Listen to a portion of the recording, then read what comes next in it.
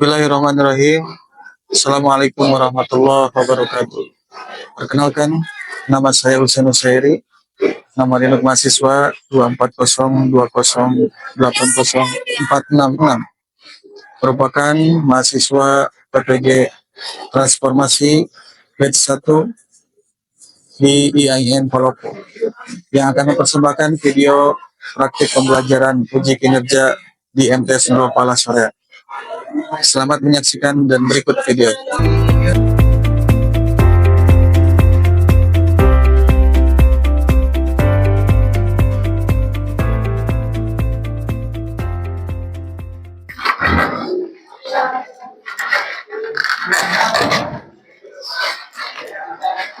Assalamualaikum warahmatullahi wabarakatuh.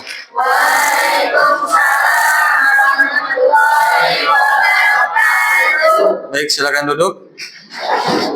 Sebelumnya kita awali, sebelum kita belajar, silakan pimpin dulu berdoa oleh ketua kelas.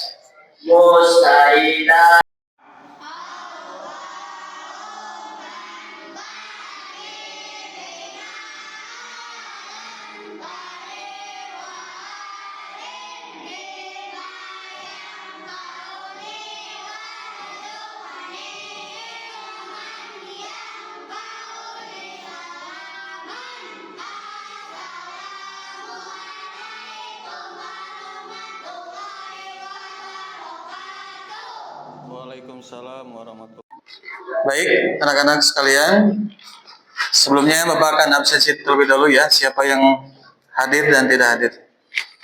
Hari ini siapa yang tidak hadir? Siapa? Ihsan, kemana Ihsan? Tidak ada keterangan. Umar sakit ya. Kemudian Alvin, kenapa Alvin? Ya. Semuanya setelah ini hadir? Ya. Oh, Jahra satu lagi. Ya. Ya, baik, anak-anakku sekalian. Sebelum kita mulai, juga alangkah baiknya kita memulai dengan menunjukkan cinta tanah air, ya, dengan menyanyikan salah satu lagu wajib nasional. Judulnya Halo Halo Bandung. Siap? Ya. Nah, hitungan ketiga kita mulai. 1, 2, 3. Halo.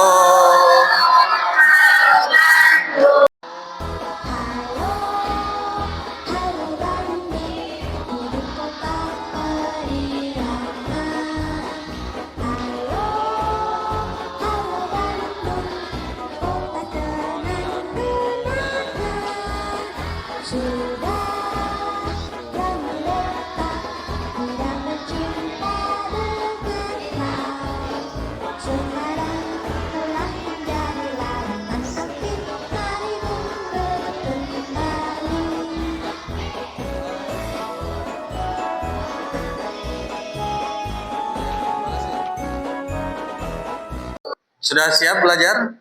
Ya. Nah, sebelumnya silakan periksa dulu keadaan bangkunya masing-masing, apakah di bawahnya ada sampah atau tidak. Kalau sudah bersih, berarti kita sudah siap belajar. Pelajaran hari ini adalah kita akan membahas tentang sholat jamak dan qashar. Namun sebelumnya Bapak mengingatkan, di minggu kemarin kita sudah belajar tentang materi apa? Sholat ya. Dan di hari ini kita lanjutkan dengan materi sholat jamak qashar. Sebelumnya, ada yang tahu atau ada yang pernah mendengar sholat jamak qashar, atau bahkan ada yang sudah pernah melaksanakan sholat jamak qashar? Silakan, ada yang mau bertanya? Silakan, Uria. Sholat apa saja yang boleh dijamak dan di qashar? Ada yang sudah tahu jawabannya? Kalau belum, nanti kita akan membahasnya di materi hari ini. Ya. Baik, pertanyaan tadi dari Nuria akan terjawab nanti pada materi kita ya, sholat jamak dan qashar. Namun sebelumnya, Bapak akan bacakan dulu tujuan pembelajaran kita hari ini. Yang pertama, menunjukkan keimanan terhadap Allah Subhanahu wa Ta'ala sebagai Al-Bari, zat yang Maha Pemberi, penderma, sehingga manusia itu selalu diberikan oleh Allah kemudahan dalam ibadah. Yang kedua, membuktikan keimanan kehidupan sehari-hari melalui pelaksanaan sholat jamak qashar dan terbiasa melaksanakan bepergian. Kemudian yang ketiganya, meyakini prinsip tatawur wal ibtikar, yang artinya membentuk kepribadian yang kreatif dan inovatif. Membedakan pengertian sholat jama dan qashar, menarik kesimpulan tentang hukum bolehnya sholat jama dan qashar, kemudian menentukan sholat padu yang boleh dijama dan diqashar, menentukan sholat padu yang dijama dan diqashar bisa bersamaan atau yang terpisah. Kemudian terakhir mensimulasikan dan mendemonstrasikan pelaksanaan tata cara sholat jama dan qashar. Itu tujuan pembelajaran kita pada hari ini. Mudah-mudahan kita bisa mendapat ilmunya ya. Kemudian coba lihat ada pertanyaan-pertanyaan yang akan memantik keingintahuan kalian tentang sholat jamaah dan qashar. Yang pertama pertanyaannya, pernahkah kalian memperhatikan dengan seksama dan detail tata cara pelaksanaan sholat jamaah dan qashar? Pernah melihat tidak sholat jamaah dan qashar? Belum, ada yang pernah ya. Kemudian pernahkah kalian memikirkan dasar hukum dibolehkannya sholat jamaah qashar itu kenapa? Di zaman Nabi Rasulullah SAW ketika sholat jamaah qashar itu bagaimana? Kemudian lalu apa hikmahnya kita melaksanakan sholat jamaah dan qashar? Selanjutnya, pernahkah kalian memikirkan sejarah, syarat wajib dan syarat-syarat dan rukun tentunya sholat jamaah dan qashar? Ini adalah pertanyaan-pertanyaan yang harus dijawab ya dalam memahami materi kali ini. Selanjutnya kita lihat apa itu sholat jamaah dan qashar ya. Dalam melaksanakan sholat 5 waktu, Allah Subhanahu wa Ta'ala tidak sampai menekankan begitu berat. Ada pelaksanaan yang memang diberikan kemudahan. Sholat jamaah qashar itu adalah kemudahan dari Allah bagi umat Islam, di mana ketika bepergian, ya syaratnya yang pertama bepergian, kemudian dalam keadaan sakit. Dibolehkan sholat jamaah qashar. Apa itu sholat jamaah? Sholat jamaah itu mengumpulkan 2 sholat fardu dalam 1 waktu, sehingga bisa hanya dilaksanakan 1 waktu saja, tapi tetap sholatnya 2 kali ya. Kemudian ada yang disebut qashar. Apa itu qashar? Qashar itu adalah meringkas rakaat sholat ya. Sholat yang boleh diringkas, yang boleh diqashar adalah sholat yang jumlahnya 4 rakaat. 4 rakaat diringkas menjadi 2 rakaat. Itulah jama' dan itulah qashar. Lihat definisi secara bahasa, sholat jama' itu adalah sholat yang digabungkan, sholat qashar adalah sholat yang dipendekkan atau diringkas. Jadi dua yang berbeda, 2 hal yang berbeda. Boleh salah satunya jama' saja, boleh juga hanya qashar saja, atau boleh dua-duanya, dijama' lalu di qashar. Artinya dikumpulkan sholatnya dalam 1 waktu dan kemudian diringkas. Apa saja hal-hal yang menyebabkan seseorang dibolehkan melaksanakan sholat jamaah dan qashar ya? Alasan yang pertama, dibolehkannya sholat jamaah dan qashar adalah perjalanan jauh, minimal 81 km. Kalau kita ukur jaraknya dari Bandung itu sekitar sampai ke Jakarta, sampai ke Sukabumi, sampai ke Tasikmalaya atau lebih ya.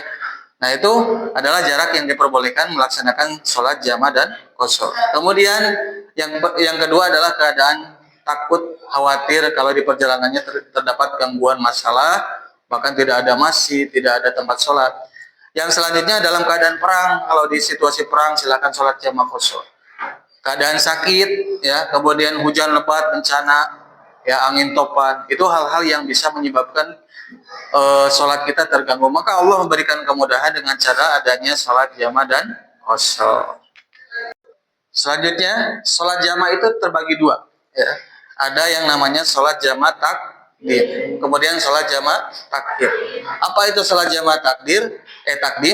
Jamaah takdim itu adalah sholat yang dilakukan di awal waktu sholat. Kalau duhur dan asar, maka dilaksanakannya di waktu duhur. Kemudian yang kedua, jamaah takhir. Ini mah dilaksanakannya di waktu yang kedua. Misalkan sholat duhur dan asar tadi dilaksanakan di waktu asar. Kalau maghrib dan isya, kalau jamaah takdim itu berarti di waktu maghrib. Takdim. Kalau takhir di waktu isya. Nah, ini pembagiannya. Kemudian niatnya pun berbeda ya. Ketika niat usholi fardu ya, sholat apa yang diniatkan, kemudian majmu'an ya, dijama ilaihi dengan sholat apa? Lillahi ta'ala. Fardu lillahi ta'ala. Itu niatnya. Kemudian bagaimana dengan sholat qashar? Sholat qashar itu tadi sholat yang meringkas. Diringkas rakaatnya yang dari 4 rakaat menjadi 2 rakaat. Sholat yang 4 rakaat itu terdiri dari sholat duhur, asar, dan isya. Itu bisa dikosor, bisa diringkas. Kalau dalam keadaan tadi sakit, dalam keadaan perjalanan jauh, bisa dikosor, diringkas, gitu ya.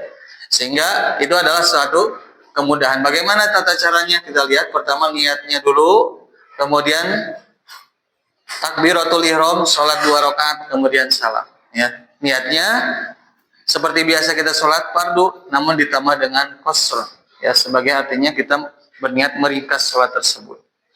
Nah, anak-anak perhatikan nanti juga kita bisa dua-duanya menggabungkan. Yang pertama menjamak, kemudian mengqasar sholat. Kalau tadi menggabungkan bisa 4 rakaat, 4 rakaat. Kalau maghrib bisa 3 rakaat, 4 rakaat. Nanti ada yang disebut jamak dan jamak qasar, sholat jamak qasar. Artinya menggabungkan 2 sholat kemudian meringkasnya. Contoh duhur dan asar yang tadinya 4 rakaat 4 rakaat menjadi 2 rakaat 2 rakaat. Kecuali maghrib, ya. Maghrib dan isya ketika dijamak tetap maghribnya 3 rakaat. Tidak bisa dikosor, tapi isyanya bisa dikosor menjadi 2 rakaat. Itulah yang disebut sholat jamak dan qasar. Dua-duanya bisa dilaksanakan berbarengan. Mau salah satu tadi jamak boleh, qasar boleh, atau dua-duanya jamak qasar. Kemudian Bapak akan tayangkan video pembahasan sholat jamak qasar. Kalian perhatikan, pahami tentang apa yang disebut sholat jamak dan qasar. Apa pengertiannya? Bagaimana hukumnya? Apa saja macam-macam dan syarat-syaratnya? Lalu bagaimana praktek pelaksanaannya? Yuk kita simak penjelasannya.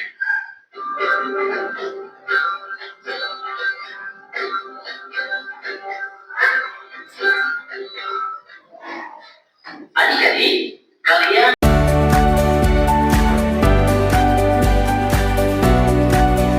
pengertian sholat jamak dan qasar.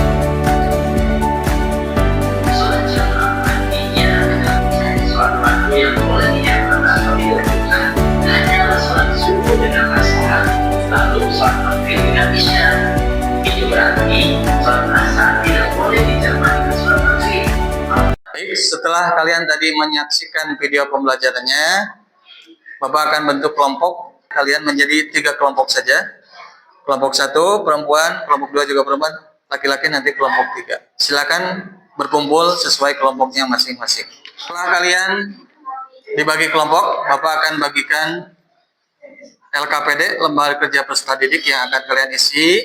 Kemudian nanti setelah diisi didiskusikan di kelompoknya masing-masing. Setelah itu baru didiskusikan setiap kelompok di depan, ya.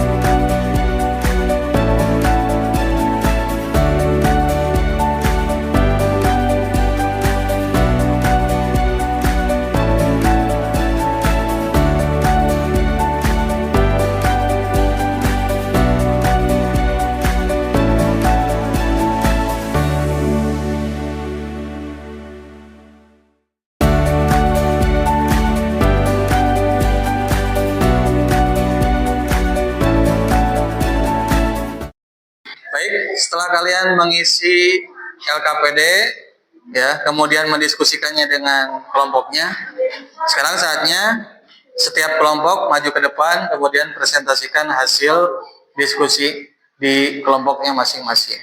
Silakan dari mulai kelompok 1 terlebih dahulu.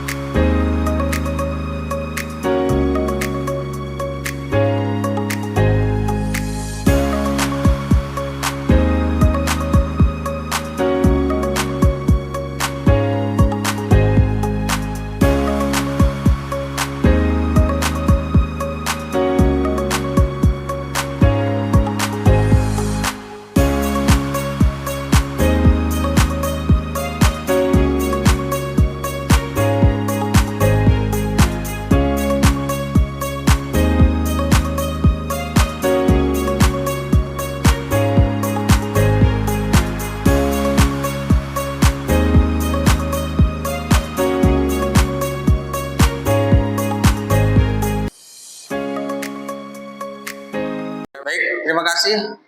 Tepuk tangan buat kalian. Presentasi yang luar biasa. Nah, sebelum nanti penilaian, Bapak ingin kalian mengumpulkan dulu hasil LKPD-nya yang sudah diisi. Silakan. Ini kelompok 2 sudah dikasih nama ya. Kemudian kelompok 1,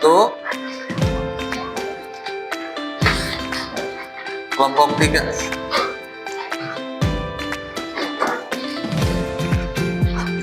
Nah, Bapak akan nilai dulu ya.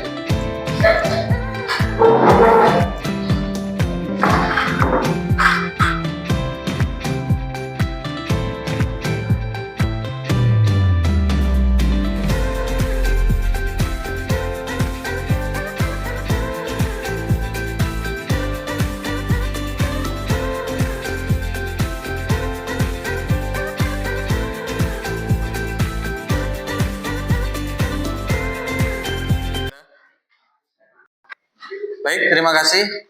Bapak sudah nilai LKPD yang kalian kumpulkan dan ada satu kelompok yang bagus jawaban LKPD-nya. Kemudian tadi presentasinya juga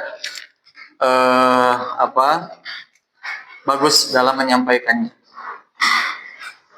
Yang bagus dalam penilaian ini adalah kelompok 2. Tepuk tangan kelompok 2. Terima kasih.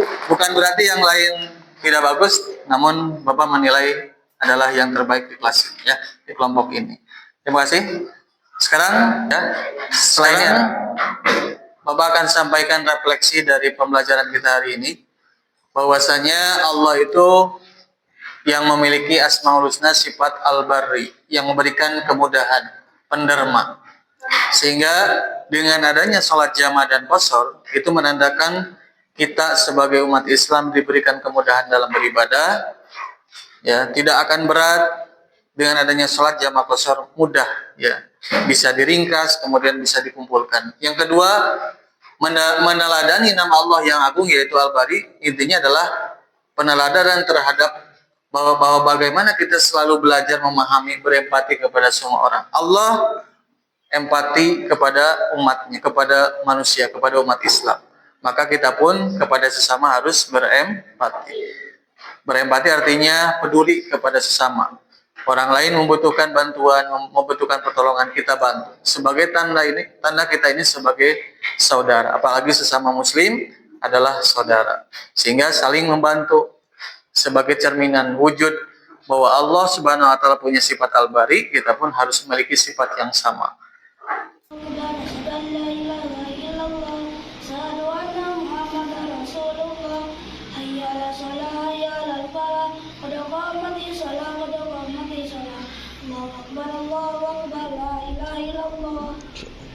Ya, takbiratul ihram.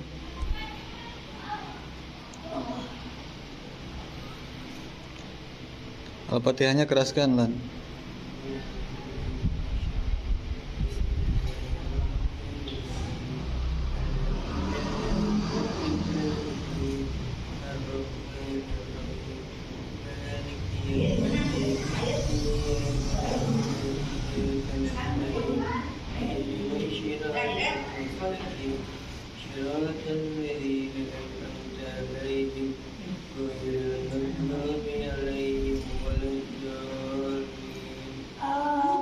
Udah, ruku sekarang. Ruku, Lan. Ruku.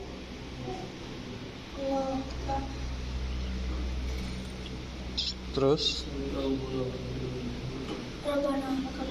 Terus langsung.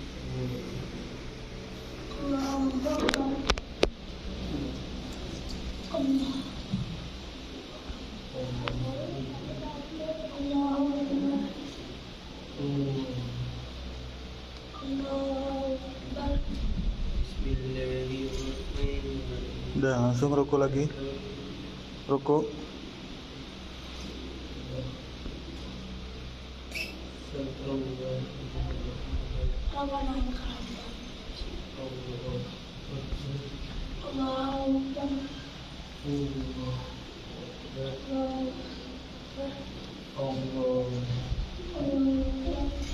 Tahiyat.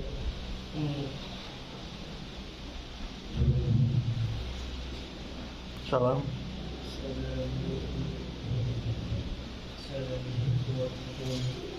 Berdiri lagi. Komat lagi bang. Allahu Akbar, Allahu Akbar. Asyhadu an la ilaha illallah. Asyhadu anna Muhammadar Rasulullah. Hayya 'alas shalah, hayya 'alal falah. Qad qamatis shalah, qad qamatis shalah. Allahu Akbar, Allahu Akbar. La ilaha illallah.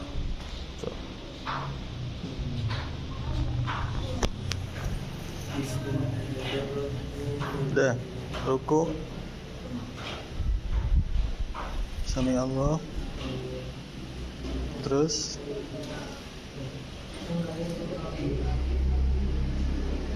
ya.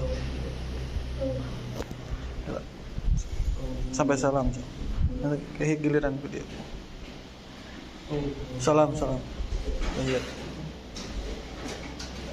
Salam.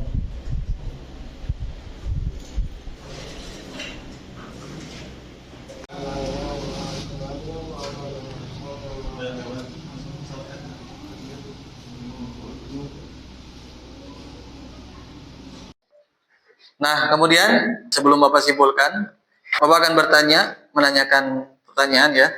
Siapa yang bisa jawab, acungkan tangan. Apa definisi pengertian sholat jamaah? Siapa yang silakan? Menggabungkan dua sholat fardu dalam satu waktu. Betul. Kasih tepuk tangan.